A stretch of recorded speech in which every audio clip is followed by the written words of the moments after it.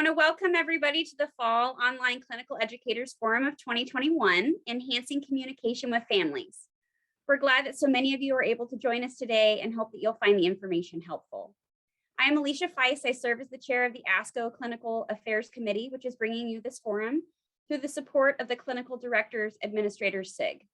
I'd like to acknowledge the Clinical Affairs Committee SIG liaison members and committee members, Dr. Don Godey, Dr. William Hefner, Dr. Michael McGovern, Dr. Maria Parisi, Dr. Amy Moy, and Dr. Greg Waldorf. Also, thank you to the Fall 2021 co-chairs, Dr. Valerie Coutu and Dr. Amy Moy, who both volunteered to steer today's program. In addition, thank you to Ms. Carol Brubreaker, Manager of Professional Affairs, for her continued efforts, past and present, on this forum, as well as Sarah Lau, Business Operations Manager at ASCO, for being our technical wizard behind the scenes today. Every one of these individuals has been instrumental in bringing the education that you will be hearing today. There are two parts to today's 90-minute presentation. The first portion will be presented by Dr. Amy Moy and Dr. Dot Tolles. They will be discussing communications with families of individuals with disabilities. The second portion will be presented by Dr. Melissa Contreras. She'll be discussing communications with families of non-English speaking patients. Just a few quick housekeeping items. This meeting is being recorded and will be posted on the ASCO website. Please mute yourself and turn off your camera as an attendee. The gallery view is the best way to view the presenters. You will also be receiving a SurveyMonkey evaluation link in an email after the program. Please fill this out as we utilize this information for future planning and to better meet your needs. Please use the chat function during the presentation, and we'll have a short Q&A after each presentation. Without further ado, I'd like to introduce Dr. Valerie Coutu and Amy Moy.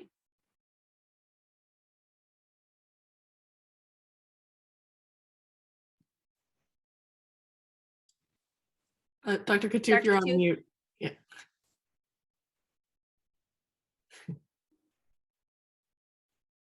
Okay, here we go. Sorry about that. So I wanted to thank Dr. Feist for the introduction, and Dr. Moy and I are excited to present this presentation that so many have worked so hard on. I think you'll really enjoy it. It has a very unique and personal touch that I think will stick with you and help us process the information and really apply it to our clinical practices. So I'm going to start by introducing Dr. Moy and Dr. Tolles, who will start at the beginning of our presentation discussing maximizing communications with families and individuals with disabilities. So that's where we'll start. And I'm going to introduce Dr. Amy Moy. Dr. Moy is a director of the Health Center Network and Chief Clinical Compliance Officer at the New England College of Optometry. She is an adjunct associate professor of clinical optometry and is an attending optometrist at NECO's Martha Elliott Health Center site at Boston Children's Hospital. She was director of optometry for 15 years at Martha Elliott Health Center and is a clinical preceptor to second, third, and fourth year optometry students from NECO. Dr. Moy is a fellow of the American Academy of Optometry and completed residency at the Bedford VA Medical Center in primary eye care and geriatric optometry with an emphasis on ocular disease.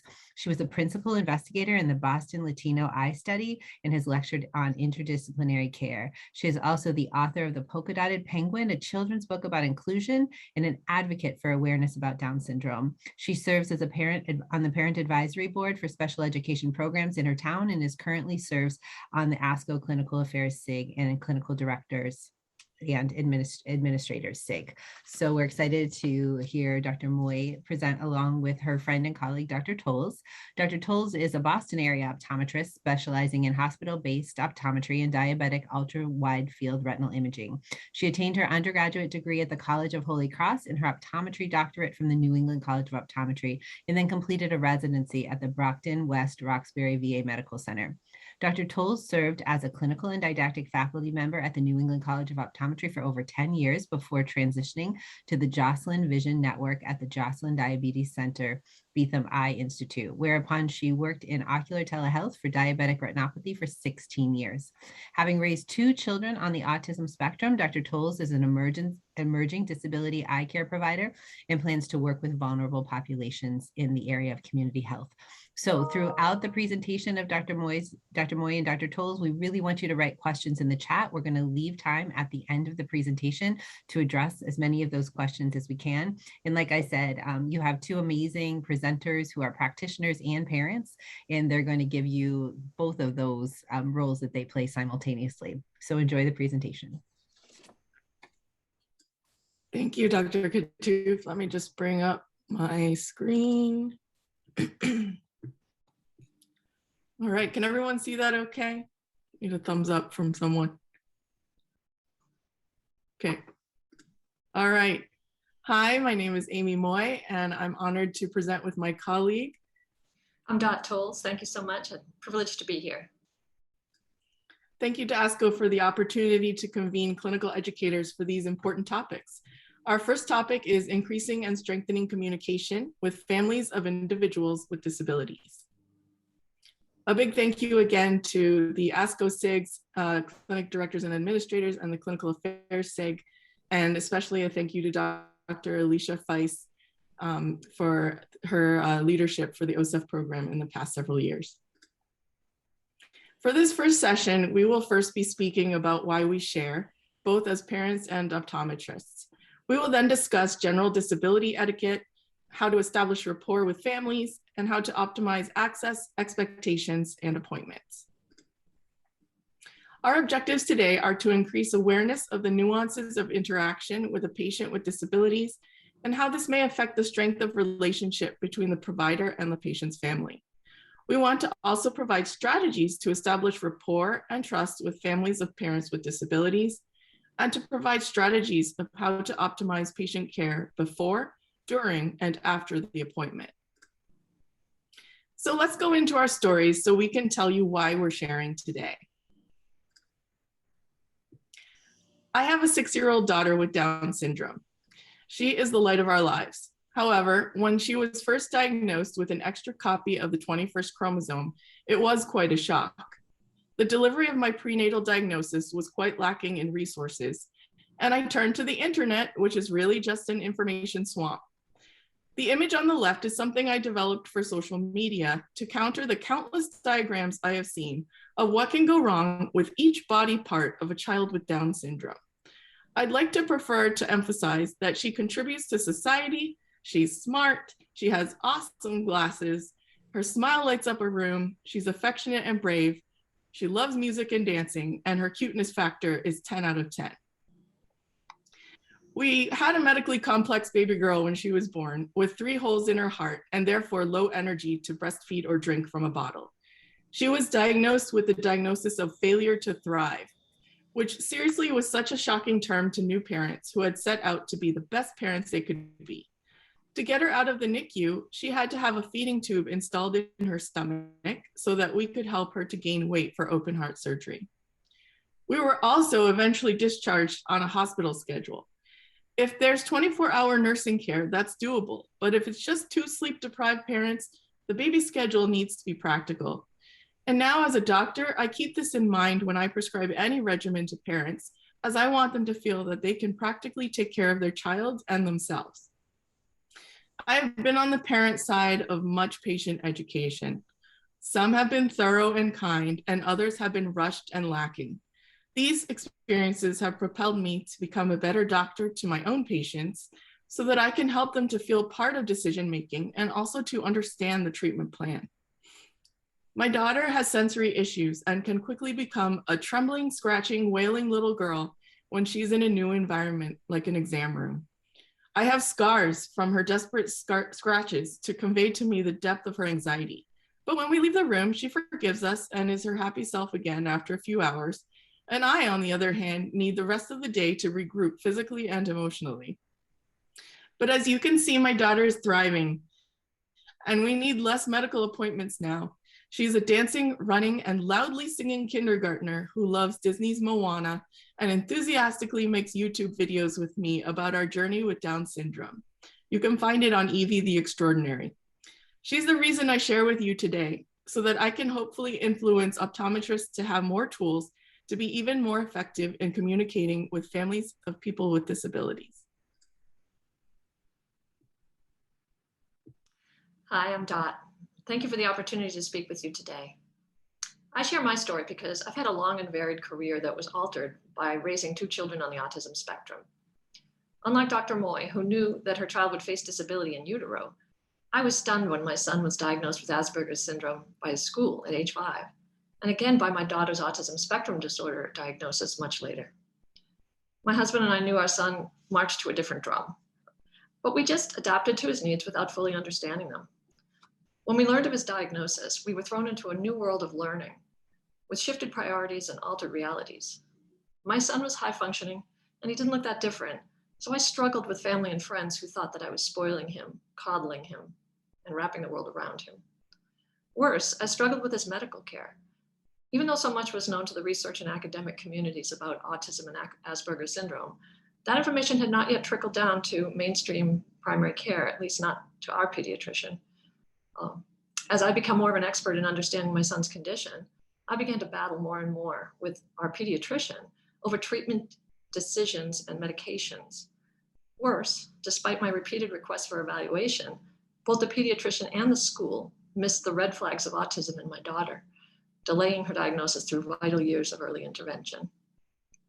Yes, I became that parent, the parent clinicians and staff roll their eyes at, who came into every exam unsure if appropriate care would be rendered and ready to do battle to help my child.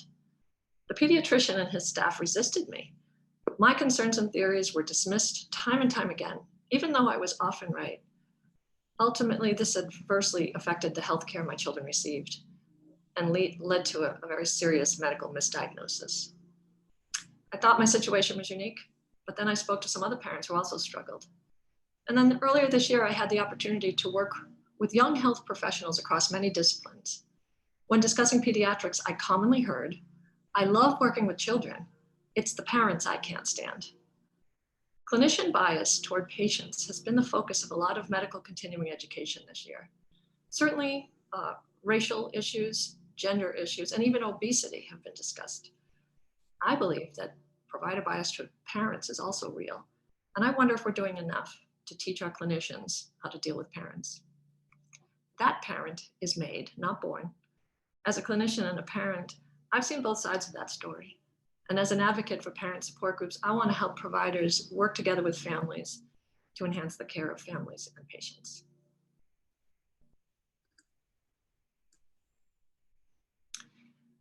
We're not going to go through all the types of disability, but just briefly note that there is a great diversity. What's important is that there are visible and hidden disabilities. Visible disabilities are in which a child or an individual have observable physical characteristics of impairment, either through their features, speech, or mobility needs. And there are hidden disabilities that are more related to neurological and mental conditions that have less obvious traits, such as behavior, communication, and affect. In either case, it's important just to be observant, to inquire, and to show a willingness to help and accommodate whatever is necessary.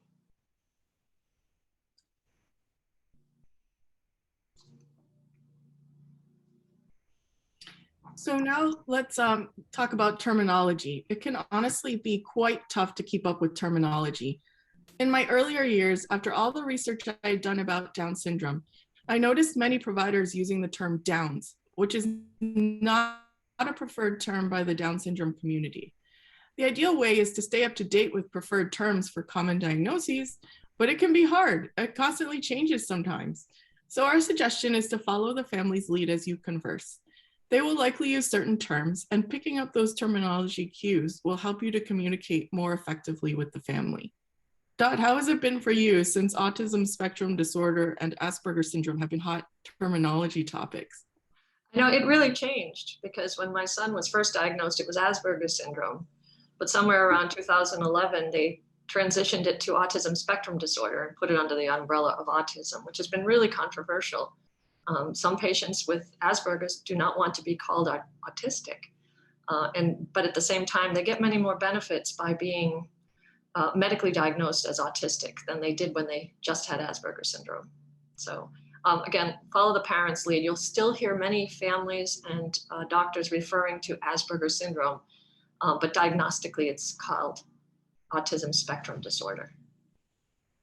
Thank you. And I did want to mention that on some of our slides, we have a box, usually on the right, that kind of highlights some teaching principles that could be used with teaching our optometry interns, since you're all clinical educators. So as a general rule, person-first language should be used for most differently abled individuals. This means saying the boy with autism or the girl with Down syndrome rather than the autistic boy or the Down syndrome girl.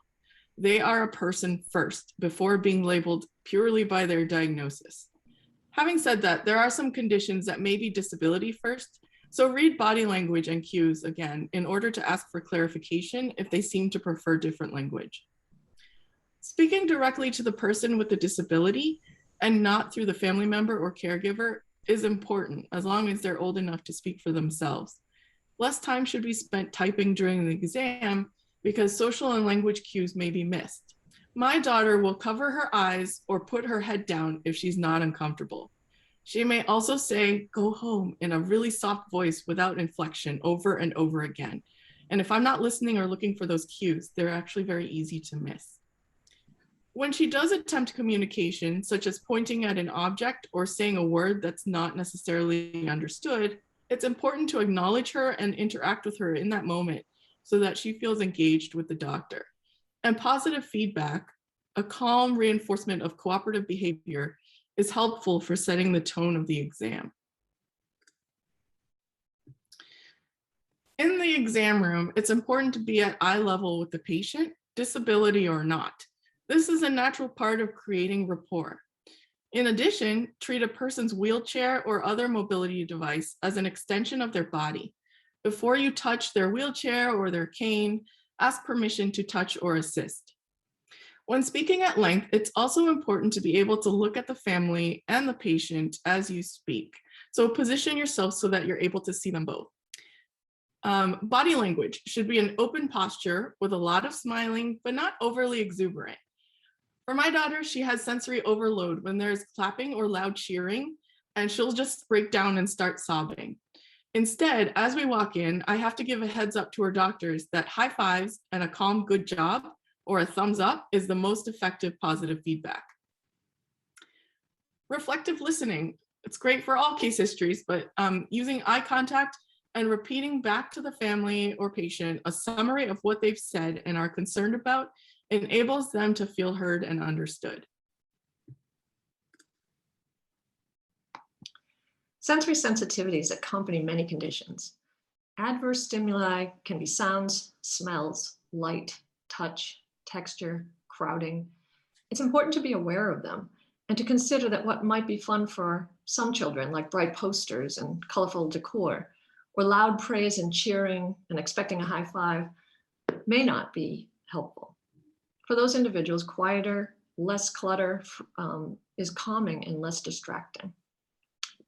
Be aware of self-soothing stimulatory behaviors called stimming. Hand flapping, rocking, humming, spinning, chewing, fidgeting. These are an indication of overstimulation. And sometimes these behaviors are how a patient processes that, or it could be a warning sign that a meltdown is imminent. Ask the parents about triggers and consider how those triggers might be addressed in your environment.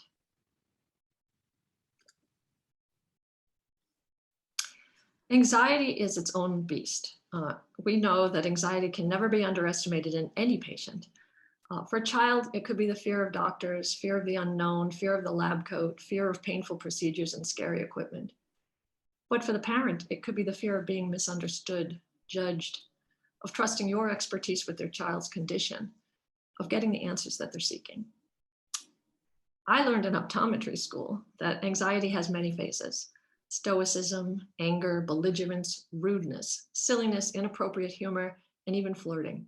And that's the adults. Children are usually a bit more transparent, unless you're talking about autism, when outward behavior doesn't always reflect the inner experience. My son would smile brightly when he was the most stressed. Smiling in an inappropriate situation was a huge signal that he was about to blow. What's important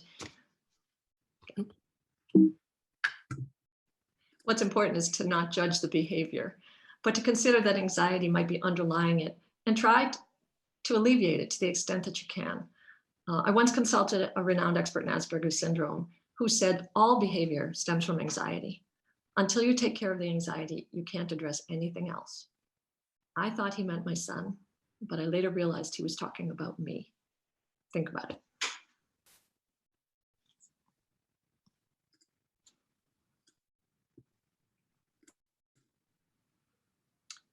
So I'm here to kind of advocate for parent concerns. We're fortunate when a parent shows up. This year, I had the opportunity to visit several of our state's experts in disability eye care. Drs. Christine Sacco-Clegg, Dr. Greg Waldorf, and Dr. Barry Cran. It was an honor to see the amazing work that they're doing, and I'm so grateful to them. But in each setting, I was particularly struck by the importance the role of the parent and family played in the quality of care, both in its presence and in its lack. No matter when a parent finds out about their child's disability, whether it's in utero, at birth or infancy, or later in an acquired condition, the family embarks on a journey which often includes the Kubler-Ross stages of grief. Consider where they may be along that pathway.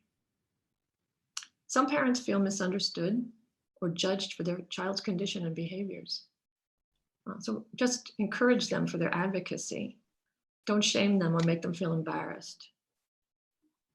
And also consider what it took to get to the exam. Working around a child's physical and dietary needs, medical equipment, transportation, timing their stamina, anxiety, all of the prep work it took them just to get there. And it may have started hours or even days prior. Realize that what happens in your office, it's not over when they leave. Sometimes the de-escalation process for both parent and child can go on for days, weeks, hours, years. It's not over.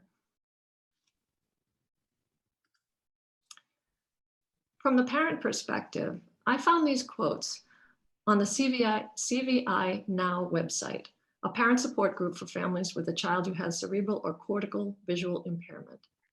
This group was started by a parent at the Perkins School for the Blind, where Dr. Cran and his colleagues are providing amazing care. I've been involved in parent support groups for a number of different disabilities, and I can tell you that these quotes struck home, because you could interchange CVI for almost any disability and find similar quotes across parent support groups for other disabilities. This experience is fairly ubiquitous, and it behooves us to pay attention. So this parent talks about the grief process, what they're grieving for. They're grieving for normalcy, and they have to get through that so that they can move forward. Amy, if you can. Mm-hmm. And these two quotes too. The frustration of a world not suited for their child and how to advocate for them. So all of their efforts being judged and criticized is very painful for parents who are trying to, make a way for their child and get them the care they need. And also just reflecting that they've done a lot of work and learning often.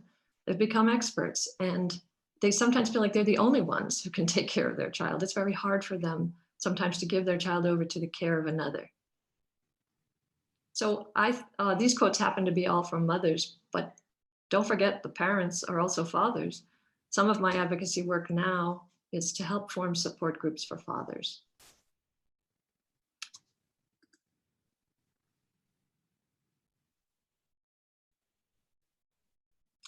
So when you're trying to bring the family and parent into the process, you should ask for input and the best way to approach the patient, especially if they can't communicate for themselves. Be aware and non-judgmental about the baggage. Accept that they may have had some adverse experiences. Praise and encourage their advocacy. And listen to them. They actually can read their children better than you can. But it's also important for you to establish boundaries as the eye care provider. I've recently had a very concerned dad literally try to hold the occluder for me and position his child repeatedly in the slit lamp for me. And I had to just say, I got this part, and let him know I was on it. But it's also important to establish that you're going to address the patient's chief complaint, not the parents. When you show compassion, you sometimes open a floodgate. Parents have a lot to say, but it's important to try to keep the exam focused on what the patient's needs are, because we have a clinic to run and other patients to see. And that's the delicate balance.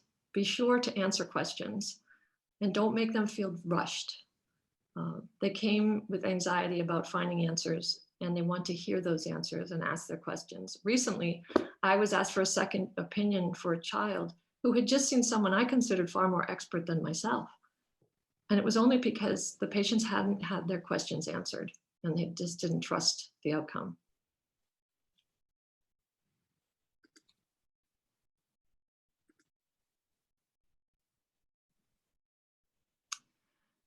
To make disability access is not just about ADA guidelines, door widths, ramp inclinations, and wheelchair accessible exam rooms.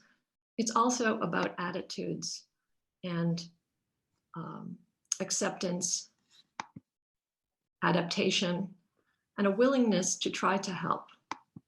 We may not all be expert in providing eye care for severe disabilities, but just being aware of some of the needs that the individuals and families are dealing with and a willingness to try to serve can go a very long way.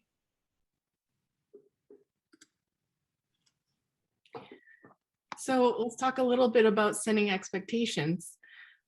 Sometimes expectations can be set even when they schedule the appointment, whether that be through social stories online or an explanation of the exam process at the time of scheduling, so they know how long the appointment will last, for instance.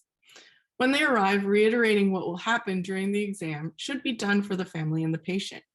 I like to say something like, today we're going to play some games with pictures, shine some flashlights, and see how well you can see. That kind of preps the child to not just be dreading whatever is going to happen next, but to think, oh, I might actually have some fun. A key entering case history question is, what would you like to address today? Or what are your concerns that should be addressed for today's visit? This sets the tone for the exam. Here are some screenshots from a social story and parent tips book that my colleagues and I developed here in Boston. We have implemented the picture communication system as part of the text because my daughter uses a communication device on a tablet to express herself when she can't use the words on her tongue as well. These images allow her to learn the vocab to use in the exam so that she also can express herself too, because many stories are one directional into the person, but in this way they can actually learn the words to use on their own devices. We've made a book about my first eye exam, my pirate patch for amblyopia, and my first pair of glasses. And you're welcome to check them out with this QR code or this link, which I'll have at the Q&A slide as well. Setting goals is an important part of a complex exam, especially. Sometimes we're not able to finish all of the exam, and having realistic and achievable goals are important. It should also be made clear why and when follow-up should take place, so that the family understands the reason and their impact on the outcomes. Setting mutual goals together are important. For instance, when we had to initiate patching for amblyopia, my daughter's non-compliance with wearing a big sticker on her eye was going to be an issue. We discussed strategies and goals for how long she would wear the patch each day so that it didn't seem as daunting. She has sensitive skin, so the doctor explained that if you rub the sticker a little on a sweater that's a little linty, it would take away some of that potential to irritate her skin. And now when I see amblyopic patients, I try to equip the parents with this kind of information so that they feel empowered to try their best with patching their child. One passion of mine that has developed is the trip to the optical. Trips to the optical can be stressful for patients with disabilities and their families, especially after an eye exam. Children may not want to try on glasses, and caregivers may be anxious about making the best choice. Be intentional with discussing best frame recommendations in the exam room if possible. This helps to narrow down the choices once they're in a different room where the patient may need to emotionally transition again. Also be aware of other noise in the room. It may sound quiet to you, but to someone with sensory issues, they may not be able to focus just because someone is talking across the room. Some tips are to clear the room if possible for the patient and their family, or even to bring a selection into the exam room if the child is calm and cooperating in that environment. Help the family to feel like they have options. I've noticed that so often the disability community feels like they have less options because of issues like facial asymmetry, less of a nasal bridge, sensory issues, and the pure need for durability. At my clinic, we love the Tomato Glasses brand because of the soft and replaceable nose pads and temples. Other great options include Miraflex, Dilly Dallies, Nano Vista, and Specs for Us. I often ask a family member to put the glasses on the patient's face instead of me if there's a chance that they won't cooperate. Other strategies may be to sing their favorite nursery rhyme or pulling up a preferred music video on a caregiver's phone. I had a patient who was a teenage boy who really loved Christina Aguilera, and so we had Christina Aguilera blasting on his mom's phone so that we could fit him with glasses. Also, mirrors can often make the experience fun. And finally, it may take great effort to get the child in the car again and bring them back to dispense the glasses. If this is a hardship, consider adjusting the glasses as much as possible and then sending them to the family so that they might not have to come again. So do what's possible to schedule according to optimizing achievement during the exam. So therefore, setting goals for each exam and taking into account other medical appointments and logistical issues they may have. The family can be involved in the time intervals to follow up so that they can share their medical appointment schedule if that's a factor, or other aspects of transportation, nap times, etc. Ensuring that family members are clear about the treatment plan is vital to your success with the patient's outcomes. This applies to glaucoma treatment, amblyopia treatment, and anything in between. For me personally, we've had a lot of GI doctor appointments. And for the last 6 years, most of them I have left feeling deflated. I feed her everything under the sun, and yet she won't gain weight. And so then I feel like I'm not doing enough. And that's been a learning experience for me, because I really want to encourage the parents and tell them, I know this is hard. Thank you for doing your part.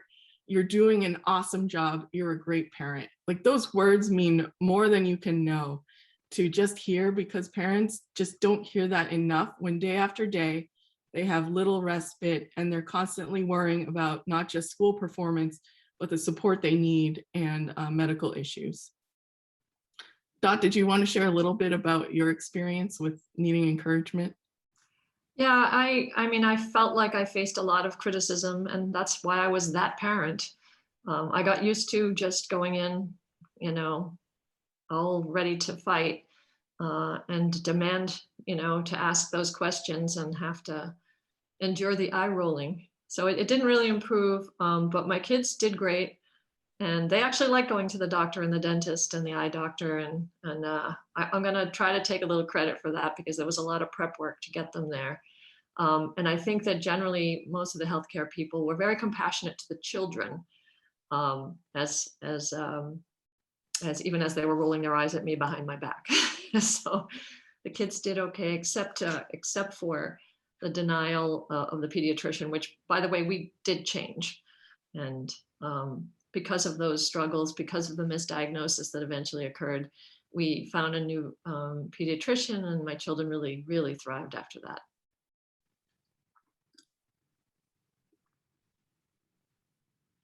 Dot, do you want to share this awesome quote?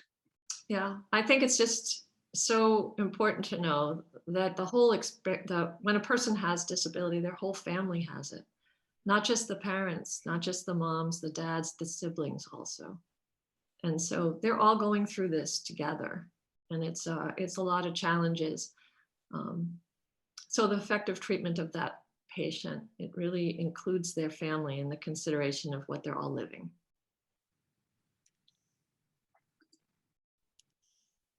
Thank you, everyone, for listening to this first portion, and we'll open it up to a little bit of Q&A. All right. Well, thank you both, Dr. Moy and Dr. Toles. Such, personal presentations. That really, it takes a lot of energy to talk about those things, but it really opens up a lot for us. So we have lots of really nice comments here. And I don't know if you saw there, Amy, someone commented that, Evie's cuteness was not 10 out of 10, it was 12 out of 10. So Yes, we thank have you, that. Dr. Verdias. Yeah. So we'd love for you guys to write in some questions. I see lots of compliments here, but if you have any questions about this, I guess I was going to ask just a little bit more specifically, maybe both from Dr. Moy and Dr. Tolles, just with the conditions that you've experienced with your children, what would you say to the primary care optometrist? Like, one thing I find with our students is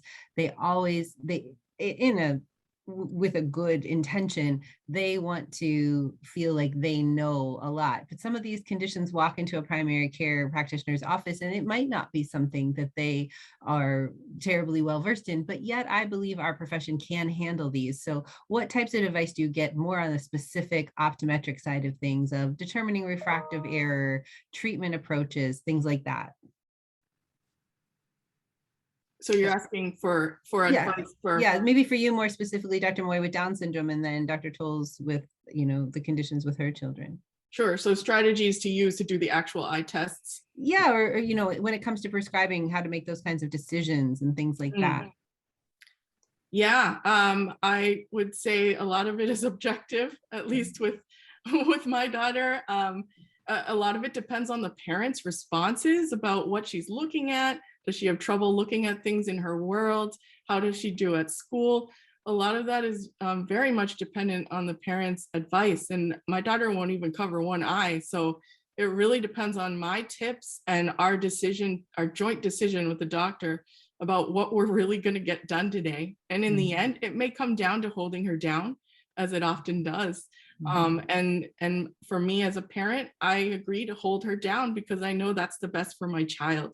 And so it's the doctor's job to convey the importance of a cycloplegic refraction, for instance. And yeah, we may not get a great BIO, but we're going to try. And I think that's the key, is like, we're going to try, and we're going to try this together. Yeah, and what I take from you saying that is I hope we pass that on to practitioners who are less experienced with this, that no one gets the most specific data, and that's something to be said. So Dr. Tolles, I'm going to ask you a question from one of our participants here. It says, how does one make it obvious to parents and others that their practice is welcome and is experienced in working with these amazing children? I haven't seen a lot of examples of that yet. I think that if the practice has a website, it could mention disability friendly, but you also have to be careful of what you ask for. I don't know that every primary care practice is going to be equipped to deal with severe disabilities. There are going to be specialty practices that are handling those. Those are challenging cases, but you do have a lot of children on the spectrum. You have a lot of children with ADHD and other neurological disabilities, behavioral disabilities, trauma histories who have behavioral issues. And those are less, those may end up in a primary care practice. And so I think that it really comes down to the attitude that patients experience once they walk in that door. When somebody's rolling their eyes at mom, that doesn't feel like a friendly place. But when they are immediately compassionate and accepting and ask, what can we do for you? And then also ask the parents. I think you have to get through the parents a lot, who are there to advocate, and just showing them respect for what they're doing, for getting their child there. If you see them, and I've heard young clinicians say this, that the parents are annoying because they seem to be micromanaging the child. And I've like, well, have you considered why they might be doing that? Instead of judging them and thinking they're helicopter parents, maybe you could ask them about their child. Your child seems to be very active. What can we do to help? And just sort of start to open that communication, that you're willing to hear what the parent would recommend that you do to help that child. And they've already brought them in. So yeah. Well, I loved what you said earlier about how sometimes you have to say to the parent, I got this, and not in a demeaning way at all, but it's almost a relief to the parent, like that they may just assume you can't handle the difficulties or the challenges that the child is presenting. So I think that's a very nice thing with some eye contact to say to the parent. So Dr. Moy, I'll ask you here, do you have a recommendation in working with parents who are early in the acceptance journey and may have discouraging comments about outlook and potential for their children, being that Evie's a bit younger? I think that's a good question for you. Sure. I've seen those kinds of parents, and honestly, I think it's even more important than to thank them for their hard work and acknowledge that it's not an easy journey, and it may not be the journey that they expected to be on, but they're doing a great job and their kid is awesome. It will sink in later, maybe not when you're telling it to them, but later that night, they'll have a little kernel of that in their brains, in their hearts, and you will have made a difference. That's very sweet. That's a very nice thing for us to remember to do. And I like how you brought awareness to the fact that when you leave our exam room, what appeared like a struggle and the child is calming down, that you then yourself have to recover from that because it's hard every time. I think that's important. Yeah. So Dr. Tolles, it sounds like in a lot of the work that you do, you'll be a great person for this question. What are your recommendations for collaborating with special education teachers or assistive technology specialists working collaboratively to support a child with diverse abilities? That is a great question. I think that if you are working in that area and if you're doing pediatric specialty, it would be good to ask the parents what their care, what their provision is. And so I think that the disability eye care experts in the state, and I'm fairly new to this area of specialty, but they do delve very deeply with the parents into the history of what kind of educational process the child is undergoing if they're on an IEP, and what services they are receiving already. And so I think that if you're going to take that on, that's going to become a big part of the care that you begin to provide, is that you'll be really getting involved in the history. And also, I think if you start to embark on communicating with teachers, but there are specialists in this area, vision teachers and occupational therapists. So it's a pretty big area. Yeah, for sure. I guess I ask you something maybe a little more personal. So your kids are older than they are in that picture, correct? Yeah. Yeah. They like their privacy. They won't let me show their adult pictures. No, that's completely They're both, but I guess I ask you, like, maybe just in a very vague way, share of how they thrived and maybe, things you had to get over and what they became because of your amazing fight and awareness. Yeah. And thank you for asking, because it was, it did change the whole trajectory of my career. I had to really alter the work that I planned to do when I knew how much flexibility I needed.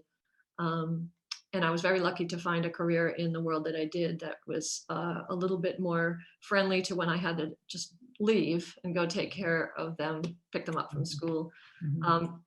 I think that we were really underserved by our pediatrician's office. And again, the struggle was really kind of unbelievable in this area with the experts we know in this area. And so once I transitioned to a different pediatric office, they just addressed so many of my children's needs and helped me navigate the kinds of supports that I could get.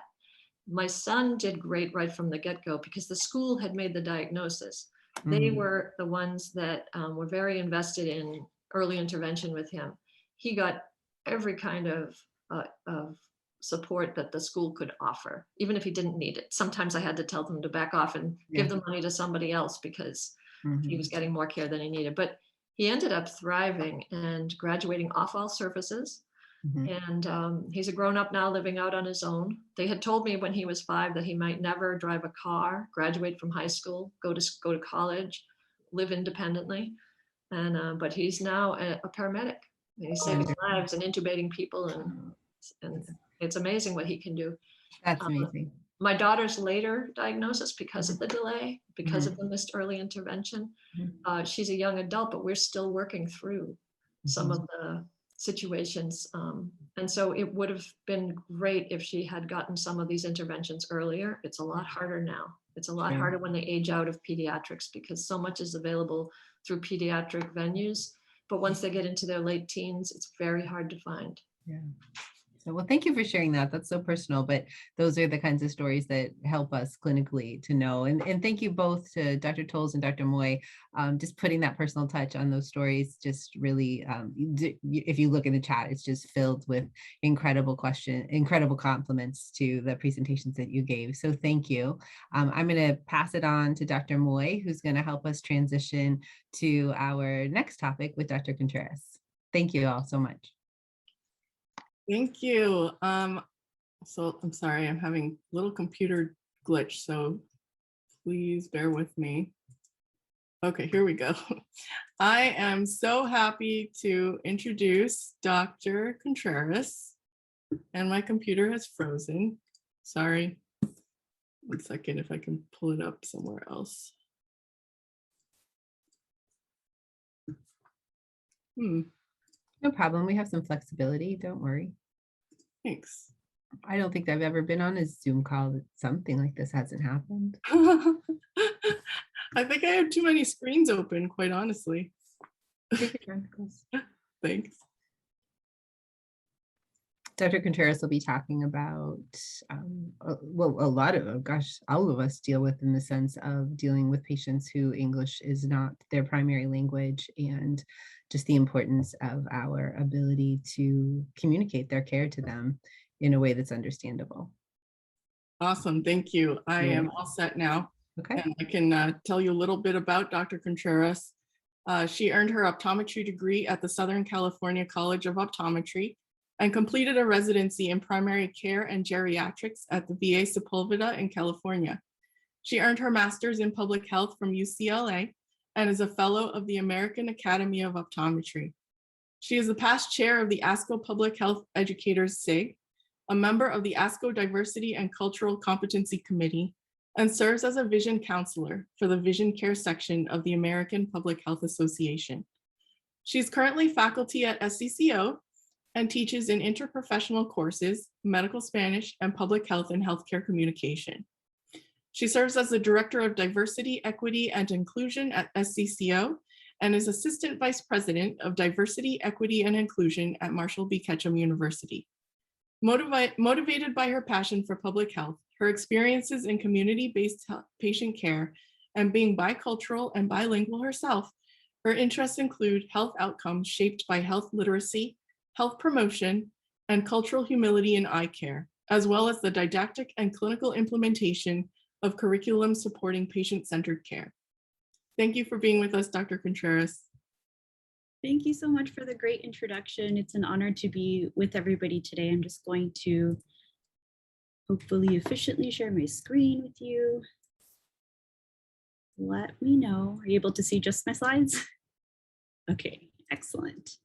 All right, so as mentioned, I'll be talking about working with patients that have language barriers and addressing, accessing healthcare for them. So over the next couple of minutes, I'll be talking about my own why, my personal experience in this field, working with medical interpretation. Can you see the whole slide, or is it blocked by something? Sorry. It's good. Okay, perfect. Working with medical interpretation and health literacy considerations, a little bit about interpretation etiquette, and then optimizing access and meeting expectations. So our objectives today are to increase awareness of the nuances of interaction with limited English proficient patients and how this may affect the strength of the relationship between the provider, patient, and the patient's family, to provide strategies to establish rapport and trust with families of patients with language interpretation needs, and strategies to optimize patient care before, during, and after the appointment. So here's the story of why I share on this, why I'm passionate about this topic. These 3 pictures include 4 generations of women in my family. On the left, that's little me at the point when I remember starting to interpret for my grandma there. That's on a trip to San Francisco. In the middle, this is last year, my grandma's 90th birthday, my mom on the right, myself on the left, and on the far right is my daughter in the middle with both my mom and my grandma. So I grew up accompanying my family, in particular my grandma here, to all her doctor's appointments. She was born in Colombia and came here back in the 70s with my mom, who was in high school, and my uncle, who was in elementary school. And at times she worked 3 jobs to support that family. She worked in textile factories back in New York. And it's a common story to many of our patients' stories and also to immigrant families in general. But the part of the story that I thought, was relevant to our discussion here is that imagine holding three jobs in a textile factory and then coming home and supporting your kids and raising your kids. Most of the work environments were almost 100% Spanish speaking. All of her colleagues and coworkers were Spanish speaking. She came home and spoke Spanish. And then my mom sort of served at that, she was in high school at the time, so served as that like kind of learning English and communicating for my grandma. And so now more than 50 years later of my grandma being here in the States, people will sometimes ask me like, gosh, she never learned English, or, she doesn't know more English. And that's because she never really had the need to. Most people in her life have always spoken Spanish. And so that's important to understand a little bit of context about our patients' lives and their journey, because it can add some empathy, it can add some understanding when we are, in a busy clinic, trying to navigate all of the opportunities and access options that we have for our patients that are limited English proficient. So at her appointments, I would serve as her mini interpreter and cultural broker. It seemed fine to little me, and I felt important serving as a critical link between my grandma and her doctors. And for a while, it was either the nurse happened to speak Spanish or my mom or I were there to interpret for her. I don't really remember any doctors speaking Spanish themselves to her, but over time, I started to sense kind of a pause, maybe when I was around in high school, when I would walk into the room as the interpreter of the doctor thinking like, wait, what should I do next? Is this, maybe word got out that it wasn't the most appropriate thing to use family or even kids, right, as interpreters. So fast forward a few years, and then doctors did begin to ask me if I felt comfortable interpreting for my grandma and asking my grandma for consent to having me interpret. She even had the opportunity to use an interpreter service through the phone at the particular clinic where we go. And then just like as a side note, for my grandma in particular, she has a hearing loss from an early age. So uses a hearing aid. And so although the telephone interpretation service is great and very flexible and there when you need it, it didn't work for her in particular because already with her hearing aid, kind of really busy auditory environments, she has a hard time honing in on the person speaking to her. And then on top of that, she's of a generation that like does this to their provider, wants to say yes to everything and wants to be the best patient possible.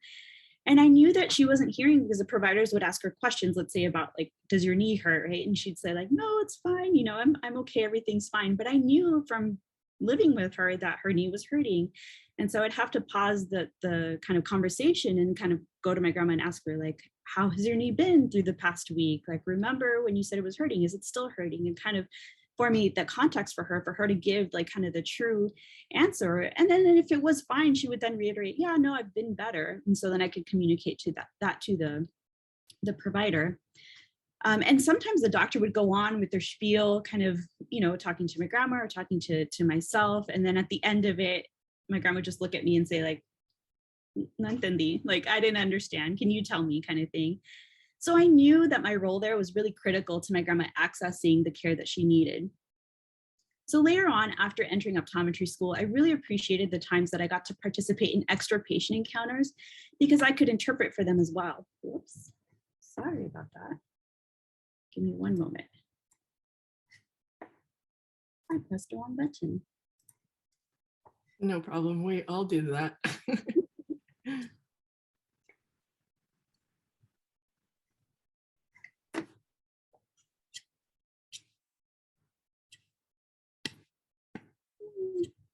There we go. Okay. There we are. So I really appreciated having the opportunity to share with more patients the opportunity to interpret for them. I've learned so much more about that patient's experience, their lives, worries, and joys, because I could listen to them in their language. But on that same note, I felt the frustration of wanting to connect with patients that speak other languages that I don't, and being very dependent and also very grateful for the medical interpreter in the room and for the family that came too, that helped ease my patients' concerns and help keep that open communication for us.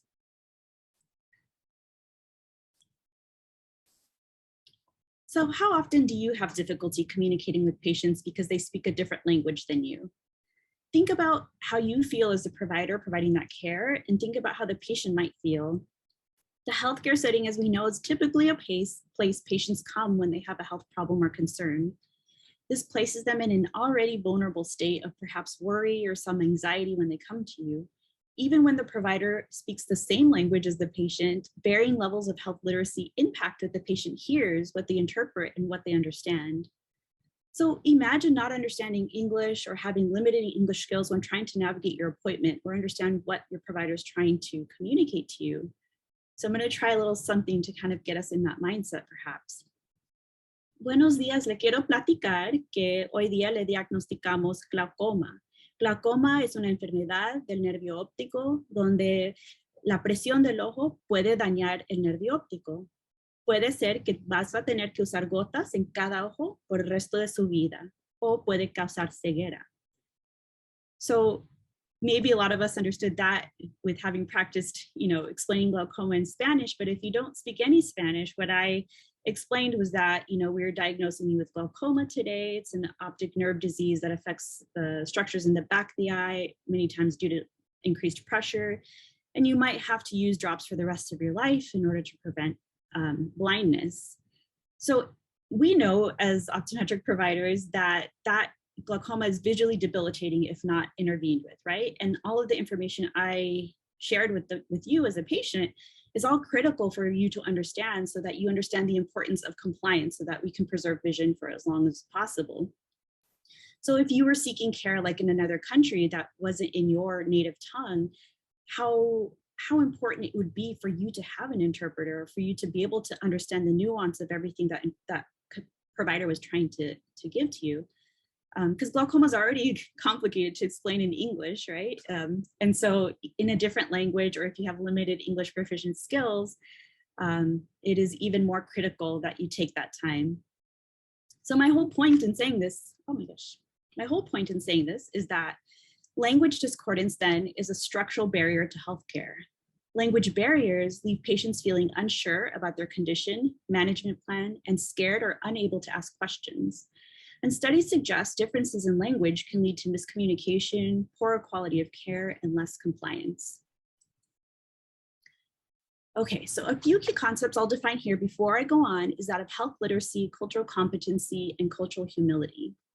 So health literacy is the degree to which individuals have the capacity to obtain, process, and understand basic health information needed to make appropriate health decisions. Patients with lower levels of health literacy can struggle with things like locating providers and services, filling out our complex health forms, sharing their medical history with providers, or seeking preventative health care. So there are national surveys like the National Assessment of Adult Literacy that look specifically at health literacy and help us identify groups of people with lower average levels of health literacy. This can be people with lower levels of formal educational attainment, or those with limited English proficiency, for example. But honestly, really, we're all at risk of not comprehending, depending on the context of what our doctor is saying. We might be experts in the field of the eyes, right? But if you go, to a different specialty, we might not be as versed. And when it has to do with ourselves and our own diagnoses or diagnoses of the people that we love, our anxiety levels, as they talked about earlier, our understanding and what we're taking in might be altered based on our health literacy level on that topic. So we ourselves may not always feel confident and informed enough to make a healthcare decision. So you can think perhaps of an example of receiving a life-changing diagnosis and what you would remember directly after the doctor gave you the results of the tests. So a patient's health literacy is impacted when they aren't fluent in the language of the provider. Cultural competence is the ability to engage knowledgeably with people across cultures. For providers, that means being familiar with health-related beliefs, practices, and cultural values of diverse populations. And this last one, cultural humility, it involves understanding the complexity of identities, that even in sameness, there's difference, right? And that as clinicians, will never be fully competent about the evolving and dynamic nature of a patient's experiences and the culture that goes with it. And so approaching it with a sense of humility, knowing that we have so much to learn from our patients is really important. So back to little me interpreting for my grandma, somehow before I even knew any of this, before I took any healthcare related classes, I needed to understand my grandma's health literacy level and interpret what the doctor was saying, not only word for word, but also in a way that she would understand based on her knowledge and understanding of Western medicine, and then go and frame it in a way that gave the doctor's recommendations legitimacy and importance for her. So in effect, I was also a cultural broker in that healthcare exchange. So a cultural broker is someone who is a bridge or link between groups or persons of different cultural backgrounds, kind of a go-between, and someone who advocates on behalf of another individual or group. Language is really important to culture. It provides the vocabulary and ultimately the construct to express the values and beliefs of our culture. If someone speaks a different language than you, they might also be of a different culture, have differing beliefs and practices around health. And this is true even when you speak the same language sometimes, right? Culture provides context and meaning to the information we give and is the lens through which people come to understand their health status and comprehend options for diagnosis and treatment. Approaching a patient encounter with cultural humility acknowledges the patient's expertise in their own culture and a willingness on your part to learn about their beliefs in a way in which your medical knowledge and their culture can support each other towards better health. So in this way, family members, friends, or kind of anybody that comes with that patient that's there to support the patient can serve as this cultural broker. Often they're there with the intention to interpret for us, right? But even if they don't serve in that capacity, their presence is just as important. Okay, so how do we all see patients? I know we all see patients from different cultures and speak different language, and what do we do in those instances, right? How do we provide linguistically appropriate services? I know that we all do the best we can with the services we have, right? And the skills that we have. But ideally, this means assessing the patient's language needs at the appointment setting stage. This could be by asking what their preferred language is and if they will need an interpreter or who might be accompanying them. From there, you can prepare for the exam by having the appropriate resources available for the patient when they arrive. So that means enlisting a qualified interpreter. And just kind of a point of clarification here is that an interpreter is someone who converts oral message from one language to another.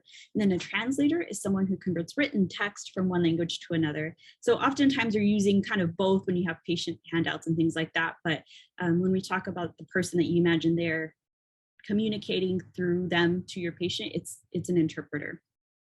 So a qualified interpreter is an individual who's able to interpret effectively, accurately, and impartially, both receptively and expressively, using specialized vocabulary required by the circumstances. So quick, dense slide, just quickly about kind of the federal requirements around language access.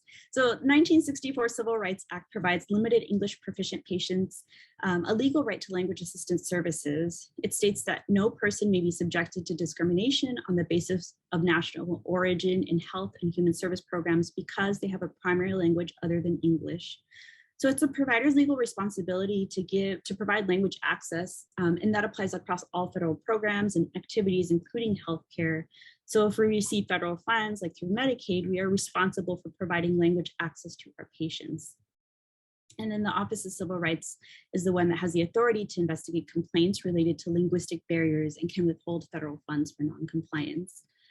The DHHS has really great recommendations through the CLAS standards, or the culturally and linguistically appropriate services and healthcare standards, on their website. And they have a lot of really engaging ways to make it practical to your own practice and our different modes of practice. I really encourage you to visit that site because I've learned a lot from it.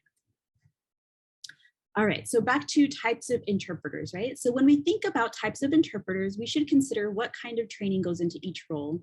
There are interpreters that have nationally recognized certifications, but there's a wide variety across companies and training programs, right? States could also require certain certifications in order to perform medical interpretation services. So for trained interpreters that are like hired staff for companies that you might contract through, or hired staff for yourself or your own offices, either in person or through video or phone, those interpreters have typically gone through a training program and perhaps an official certification process. The two main certifications that are available is called the Certification for Healthcare Interpreters, and there's also the National Board of Certification for Medical Interpreters. But honestly, this isn't really possible for everybody because they only have a select set of languages that they test for, right? And we know that there's so many different languages depending on the communities you live in. So sometimes I feel like the most accessible services are the phone services because they're like phone banks of people. They hire people of all different language capacities, like almost like very rarely used languages sometimes that they have accessibility to. And so if your patient is able to use a telephone service like that, when you're caught off guard or you don't have somebody on staff that speaks that language, that can often be a useful way to provide language access for them. So the other and kind of more common way that I see is training your bilingual staff or having volunteers. So for that option, you have to decide kind of what level of training you want to ensure effective and efficient interpretation for your specific field, for your specific practice. This is a less uniform approach, right? And it can be difficult to know if you yourself aren't fluent in the language, but it's important for you to confirm what their language level is and their knowledge base is, and whether that's verbal or written, and to train them, you know, just because you speak the language doesn't mean you automatically know what it means or how to be a good interpreter, right? So you would have to then train them on how to perform those duties.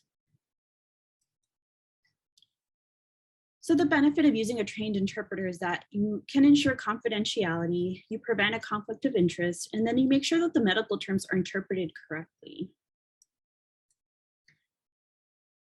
And then when we're using friends and family, we know that this has been established to be kind of a less desirable option because we can't ensure the accuracy of the translation. There can be omissions, additions, substitutions, opinions, and volunteered answers I'm sure we've experienced in our own practices. There could even be a conflict of interest if the health issue is of a sensitive nature. And it can be really hard to share bad news with somebody that you love, right?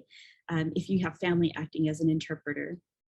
So if you've worked with interpreters before, it's kind of that feeling of explaining something like pretty long or in a couple paragraphs, and then them interpreting it back to the patient in like 2 sentences. And you're like, I don't think that's everything I said, but you can never be sure, right? So that's the benefit of using a trained medical interpreter, is that like there is a standard interpretation, you know, technique that they use. So that being said, though, there are situations where it is our best option, right? Like a non-planned visit or an emergency situation where there's no time to get that language accommodation service in place. Children are in this category too, right? It's never appropriate to have children serve as interpreters except for emergencies or when there is no other option. Even then, I'd try really hard not to use them. In all cases, though, with any interpreter, it's important to get the patient's consent from the patient and that to use that interpreter. And then the patient can always decide to decline use of an interpreter or use a different interpreter as well. So let me go over just a couple of etiquette points around interpretation, which are worth thinking about and practicing if you have the opportunity with especially with our students, because you know, talking about is one thing and then putting it into practice when you work with your first interpreter, it feels maybe a little awkward. So because there's like blocking involved, you sit here, you stand there, let's, you know, talk about what's going to happen during the exam. So it takes some practice. So I recommend giving students the opportunity to do that. So when communicating through an interpreter, it's important to acknowledge the interpreter as a professional in communication, right? Introduce yourself and give a brief overview of what you're going to do during that visit and how you expect to communicate, what type of communicator you are, right? This is a good time to decide kind of the best position for the interpreter. A really common way that I've seen and that I like, you know, implementing myself is to sit in a triangle so that everybody can see each other and everybody can hear each other. It's also important to speak directly to the patient because when there's somebody that's interpreting everything, you know, I'm saying, that patient's saying, it's easy to look at the interpreter and say, can you tell patient so-and-so and so, right? Best practice is to not break that relationship and that eye contact with your patient and communicate directly to the patient. And trained medical interpreters sort of fade into the background, actually. They will, it's almost like you have a little headphone in your ear that's just like plugging in the information that's being said. So it's important to maintain that relationship with your patient by directly communicating with them. Speak at an even pace and in relatively short segments to give the interpreter time to restructure information in their mind and present it in a culturally and linguistically appropriate manner. So sometimes what we're saying, you know, in a rushed clinic, we're busy, we speak quickly. Just keep in mind, it will take a little bit extra time, but the way you segment the pieces of information will be very helpful for the interpreter to then quickly interpret and easily interpret for you what you've been saying to the patient. And then when it is a culture that's quite different from our own, there might be, or from Western medicine even, like there might be some cultural translation, some cultural interpretation that needs to happen too. And keep in mind that like having an open line of communication with your interpreter to let them know that is okay, and to let you know where they think there might be some miscommunication or potential cultural misunderstandings, to let you know. But back to how we communicate. So try not to change your ideas in the middle of a sentence or ask multiple questions, and just kind of pace it out and chunk out that information. Patience is really key here. Providing care across a language barrier, it does take time, but the time spent up front will be paid back by good rapport and clear communication that avoids wasted time later and misunderstandings. So if you're working with bilingual staff and volunteers, additional kind of tips that you can have for them is using universal form of the language whenever possible, because there's lots of different ways by region, by country to consider. So having, like, in this case, I said Spanish English dictionary, but like target language English dictionary handy is very useful, because regionally, like at least in Spanish, I know there's like 4 different ways to say eyeglasses, right? There's like 8 different ways to say straw.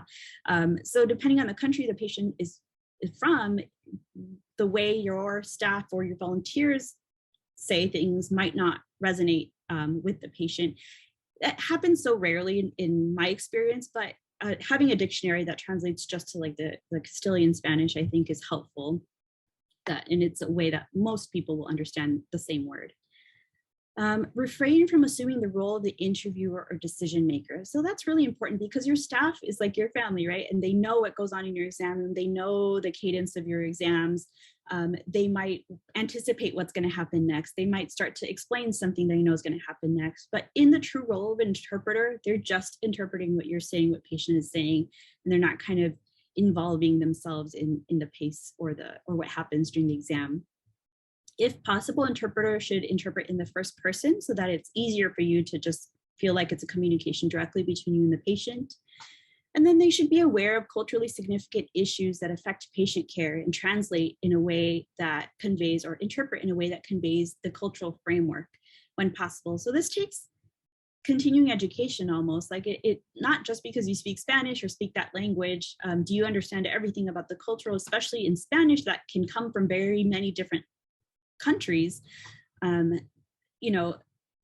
Taking the time to study about different belief systems, I think, is critical.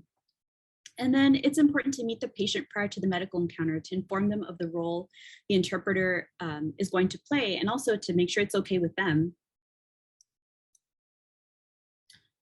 So nowadays, right, a lot of this happens through technology. So this can be through consecutive or simultaneous interpreting. So the way that we typically use it in clinic is consecutive, right? So I say something, interpreter interprets to patient, patient says something, then interpreter interprets back to me. But there's also simultaneous interpreting, which, man, that's talent for an interpreter. I often see this with the ASL interpreting, like on webinars I've been on, where you can click the little button at the bottom and they'll just interpret at the same time as the speaker speaking, which is super impressive. But I've not seen that in practice in a clinic.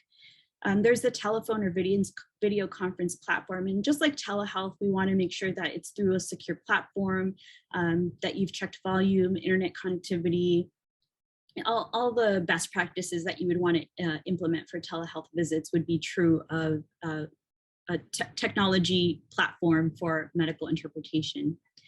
There's also the use of like apps, right? And computer assisted translation. So this is like the written word. This is often when we don't have access to verbal interpretation, where like Google Translate or Canopy app, or there's like a billion different, resources out there that you can use.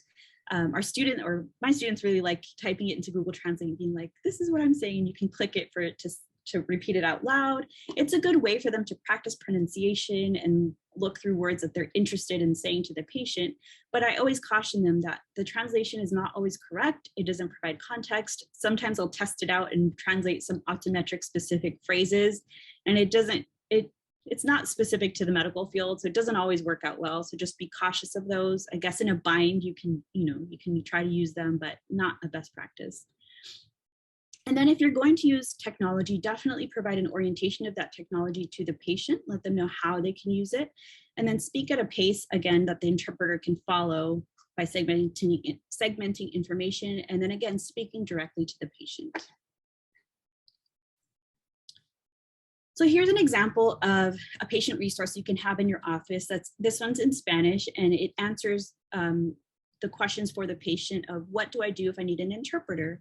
Can someone help me talk to the doctor? How do I find an interpreter? Can I use a friend or family member? Should I speak to the doctor or the interpreter? Is it safe to tell the interpreter my problems? And can I ask for a different interpreter? So all of this you can imagine is information that I would want to know as a patient if I didn't speak the language, if I had never had an experience with an interpreter, I didn't know that that was one of my benefits as a patient, right? I might just come in and hope for the best, right? But the patient should be aware that they have access to these resources so that they can have the best understanding of their own health and be able to advocate for themselves. All right, so the role of family for support and understanding. So in my own experience, and sort of many times over now that I've been on the provider side of the relationship, I really can't overstate the role of family in providing support and understanding. This has especially helps, especially when discussing visually significant conditions that require deep understanding and strict compliance, like the glaucoma example earlier. So my grandma's birthday is actually tomorrow, like really, she turns 91. And even though she has dementia now, and she always takes her medication, right? Because she has us to remind her every day. Some days she asks us why she has to take her pills, and we're there to remind her what each pill is for. She might still remember the concept of high blood pressure, but honestly, she takes her pills because we ask her to, right? Because she trusts that we're looking out for her best interests and keeping her healthy. And this happened because her doctor took the time to understand her support system and explain to my mom and I her treatment and management plan so that we could help her follow it. So like I mentioned at the beginning, our health literacy level also, which is our capacity to obtain, process, and understand health information, varies even in the same language. So across language and cultural divide, we should be really mindful and intentional about explaining everything and asking for questions from the patient and from the patient's perspective and beliefs about their causes of their ailments. When we have the benefit of having a family member in the exam room too, it provides us this really unique opportunity to triangulate that communication through cultural and social context that a family member can provide. They can be the cultural brokers, right? Like we talked about. It's been really useful to me, even when caring for patients within my own Latin culture, because depending on the country, like I mentioned, the region, the generation even that the patient is from, there's lots of cultural differences I've learned about over time that have been explained to me by patients and their families. I like this in your waiting room because it has lots of different languages that patients can then point to, right? So that when you know, like if you couldn't find out over the phone at the appointment setting stage or through the computer, you know, if they're there in person, they can point to the language they need, and that way you know how to translate either like the written information you're giving them or the type of interpreter you're going to have to engage with. So, close to the end here, how do we establish treatment and follow-up that's properly understood and executed? So these are my tips, your take-homes for today. So really seek to understand cultural context, right? It makes a big difference if the patient is coming from a different framework than you are as far as beliefs around health. Ensure accurate interpretation, whether that be through a trained medical interpreter or if you have, trained staff, but you have some sort of gauge as to making sure that the interpretation is accurate. Use the teach-back method or similar approach. It's important in English, it's important in every language. It can be done through an interpreter as well. And then check their questions throughout, because many times, depending on culture, depending on generation, like my grandma is not comfortable asking questions. I tend to know what questions to ask for her because I have lived with her for my whole life, and or I'll ask her before the appointment. I'll ask her, do you have this appointment coming up? And sort of the prep work that the doctors talk about earlier that happened before the appointment with my grandma. It's, talking about what type of appointments coming up. Does she think of it? Can she think of anything she wants to ask the doctor? And in the moment, she's nervous, won't think of it. So I can then communicate those things for her. Provide written material in preferred language. So this is like the preparatory work that we can do either after we find out what the patient's preferred language is, or after the appointment's done. Can we follow up with an email? Can we follow up with mailing them like the information in their preferred language as a way to reinforce what we've said in the exam room? Train your staff about class standards and implementation. My really big takeaway point is cultural competency and humility is not just the doctor's approach, but it's the whole office. So as much as your office and your students have a big understanding of what this means in every aspect of what they do, from answering the phone at the front to saying goodbye at the end, I think makes a world of difference to the experience of the patient. And then, how compliance follows after that, and then how health outcomes follow after that. Because the key to great follow-up is that now you know the needs of the and language requirements of the patients. If you didn't know before, now having had a whole exam with them, you have a better sense of what they need. And so you can understand them on a deeper level, and then you can use that to prepare for their follow-up appointments accordingly. And they're going to have an amazing experience with you, for the rest of their care. So the last quote I'll close with is, culture is one thing that automated translated technology still can't detect. And as long as there's no way to automate culture, there's not going to be a way to truly automate language. Thank you so much. I will stop sharing. Somehow. Thank you so much, Dr. Contreras. I think all of us want to wish your grandma a feliz cumpleaños. 91 is a big deal. Yes, it is. And thank you for sharing her with us. And I think what you said really resonated with me. I saw a lot of overlap between how people are differently abled and differently language proficient. And so it's really cool. And I've had my run-ins with Google Translate early in my career. I totally resonate with all of what you said. And I think a lot of it comes down to health equity and how we connect people with the care that they need and the quality that they need. So thank you for sharing. And we're going to open it up to questions now. If you want to put something in the chat. Here's our first question. What do you do in the situation where someone does bring their child translator person, their cultural broker who's underage, who may not necessarily speak good Spanish, but they're insisting on having them translate for them? That is an interesting question, because you always want to respect the patient's wants, right? And so let's say they're not consenting to having an external interpreter interpret for them, and they want the option of this child. I would just be really almost blunt with them and letting them know, we have this possibility of having a trained medical interpreter that has been through these exams before. They know the terminology, they know, and then again, this will be through the child at this point, right? Because the interpreter is not yet allowed to be in the room, I guess.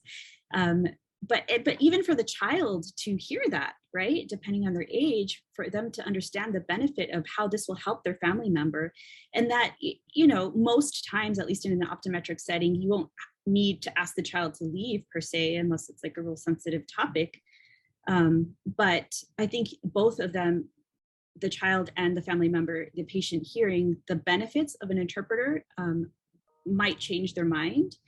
And if not, I would just, document in the chart that you explained and that you offered it to the patient declined, but then I would bring it up again, perhaps the next time they were going to make the appointment, and remind them that this, opportunity is available to them, this service is available to them. And depending on how their first experience went, they might then consent to having an interpreter in addition to their underage family member. Thank you. That makes a lot of sense. We have another question. Dr. Contreras, you stated that you appreciated the opportunity to do more exams in Spanish when you were in school, but did you ever feel put upon or taken advantage of, because you were called upon frequently? Did you feel like, as an educator, have you had students express that they're not happy with being called upon to do a Spanish exam? So that's a good question too. So luckily, no, like every Spanish speaking student that I've worked with actually has expressed the same kind of gratefulness to being able to help out a community that they recognize and they are a part of themselves. But from an educator standpoint, like maybe in retrospect, I wish we could have modeled like what easy access to interpreter would be like, so that future me post-graduation would know what health equity on that level looked like in practice, right? From a selfish standpoint as a student, I was super happy and I didn't feel like it was an extra burden because nobody ever forced me either. Like I almost like would ask like, oh, Spanish speaking patient, like I can help or I can, and I get that sense too with the Spanish speaking students that I work with now. They're just happy to be of service. But something that I worried about as a student is like, when I'm not here, what happens, right? We're doing the best we can with the Spanish we know, but I wish I was there for every exam to like make sure. And even at that point, like I didn't know optometric Spanish. I learned on the job, so to speak, right? Through my experiences interpreting. But how much more efficient may it have been if there was somebody experienced in optometric terminology from the get-go? Something to consider. So I don't think using our students is a bad thing. It's a good experience, but I also think they shouldn't be the only option for our patients in terms of access to language services. Thank you. That makes a lot of sense. And they're almost like learning that skill of being a cultural broker at the same time as being an optometrist. Exactly. I think we have time for at least one more question. In general, do you think the children that interpret for their parents typically want to be off the hook and let a trained interpreter take over, even if their parents feel differently? I totally think it depends on age and personality of the kid, because I've had lots of teenagers who I certainly feel like they're like, oh, I don't want to be here. Those are typically the children that I'm saying a paragraph and they're translating a sentence. I'm like, but there was so much more that I said. So I think it depends. You can get the sense. I've also had kids that are used to this, that have done this their whole life, right? And they're very good. Like I wouldn't doubt their skill, but you don't know, and they are minors, and sometimes you're talking about sensitive information. And so I really think it's a feeling that you get when you get to know that child, and sort of you can sense that they're doing their best to interpret versus the one that wants to disengage and is like, I have to be here, my mom made me come, kind of thing. Yeah, right, exactly. So read their cues as well, right? And sense the air in the room. Yeah. Last question would be, what do you do when they have cultural remedies, like putting honey on the eye, or saying they got a sty because of this thing that's totally not scientifically related, but to them it's very important? Yeah. So my biggest kind of takeaway there is like, I try not to make anybody feel bad over things that I might not understand myself. It could work, right? Maybe there's just not been any studies that have been done around it. There are things that if I know them to be harmful, I will explain it in the most respectful way I know how, that in my experience, in my knowledge, this can be harmful because X, Y, and Z, right? If I know it to be sort of benign, I say, oh, that's great. I'm glad it's working for you. But let's also include this one because maybe I say studies have shown that this, works in this other way. So can we use it together, right? So honoring their cultural knowledge and their beliefs, if and when it's not it's not harmful to them, right? And using it in conjunction. But what happens a lot of the time in my experience is that they'll come in saying, I'm using this, and it's like, whatever, honey based or something like that. And they're like, I'm like, how's it working for you? And they're like, no, it's not working. That's why I'm here. Right. So they're ready to give up the thing that I don't know about. But that being said, like I do after the exam, go with my students and like, we look it up because maybe it's just not anything I've seen, but if I don't know, I want to know if there's some information out there that has some evidence to it that, can further my knowledge about their cultural traditions. That's great advice. Thank you. I think that's all the time we have, so I'd like to turn it over to Dr. Feist to conclude us. Thank you so much, Dr. Contreras. Thank you, everybody. Sorry. Thank you, everybody. Thank you for your attendance today for the program and supporting OSIF. I want to thank the speakers again, Dr. Moy, Dr. Tolles, and Dr. Contreras for sharing their personal stories and experiences, and of course the tips that we can take back to our exam room. Dr. Katouf and Dr. Moy, thank you for moderating and coordinating for the program today. We really enjoyed the education, and hopefully everyone can impart the new strategies that we learned in working with families with those disabilities and non-English speaking patients with our students as well as with our patients. Please be on the lookout for a survey that will be sent via email. We value your feedback. This is the formal end of the program. I want to thank you all for your time, and we hope you have a wonderful weekend.